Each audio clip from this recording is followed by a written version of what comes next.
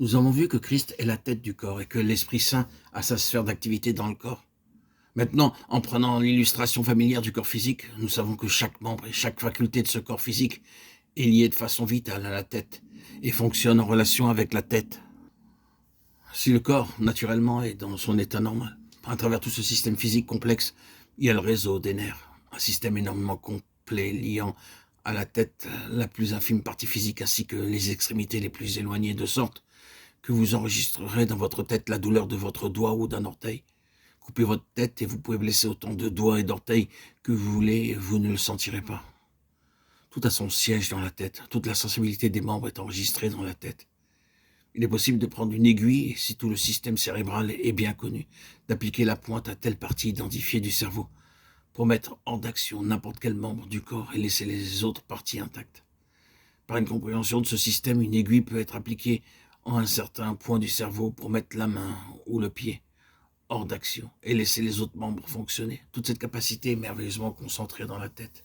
Christ est la tête du corps, tous les membres sont joints à la tête. Ils sont tous consciemment enregistrés dans la tête, ils sont tous sensibilisés en raison de leur relation avec la tête.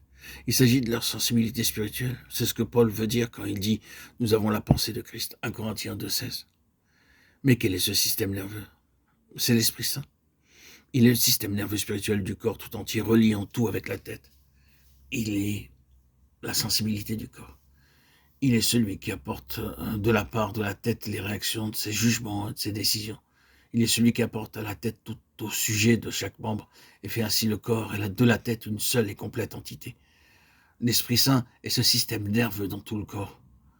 Maintenant, si l'Esprit Saint est arrêté, mis en échec, blessé en un membre quelconque, la perfection du fonctionnement du corps est immédiatement gênée et interférée par cela. C'est pourquoi j'ai dit que chaque compagnie locale est comme le tout. En fait, par exemple, si nous, bien-aimés ici, auditeurs, auditrices, mettons un frein à l'Esprit Saint, ou s'il est arrêté, ou si ce membre ici subit un préjudice relativement à l'Esprit Saint, le corps entier est affecté par cela. Si l'Esprit Saint est mis en échec dans ce lieu, dans ce moment bien précis, par exemple, concernant la prière ou d'autres sujets de méditation, le corps alors tout entier souffre de cela. Pas simplement la compagnie locale, mais le corps tout entier.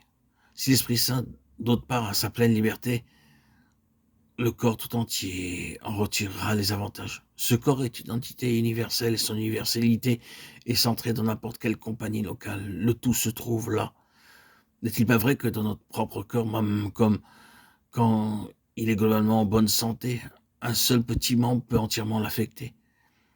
Ayez un simple mal de dent et la moindre partie de votre corps en souffrira. Très vite, cet abcès à la dent vous touchera totalement. N'est-ce pas vrai? Vous brûlerez soudainement, seulement un petit peu, et votre corps tout entier sera traversé par un tremblement. Combien est vraie cette présentation du corps dans la parole de Dieu? Et si un membre souffre, tous les membres souffrent avec lui. 1 Corinthiens 12, 26.